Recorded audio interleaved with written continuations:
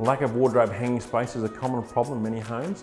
I'm going to show you how to build a bespoke copper hanging rail that all your friends are going to be envious of. The tools I've got here are my drill, level, crimping tool, hammer, pipe cutter, and the flaring tool, and the stud finder as well.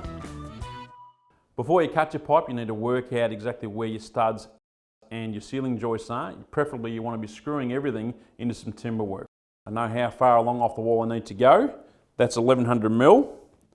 We've got to mark that and cut it.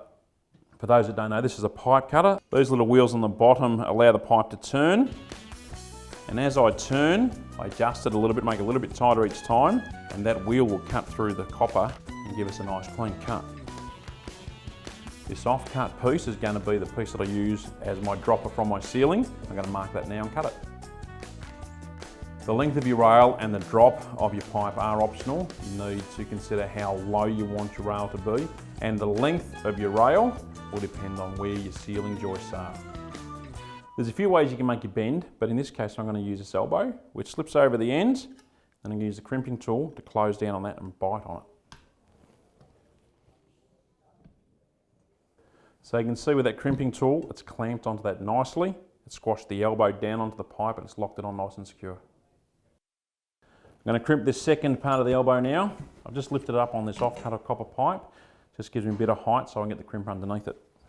Now that both sides of my elbow are now crimped, it's time to put these flanges on that allow me to screw it to the wall and the ceiling.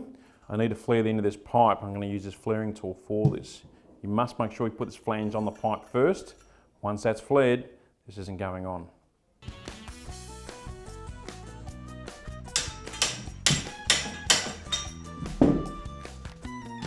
See the flare now on the copper pipe will help hold it up inside the flange. Just to stop any rattling or sort of clunking around, I'm going to put a little bit of silicone just around the outside of that flare, just to help keep it in position. Now the silicone at both ends, that should help keep both flanges nice and secure.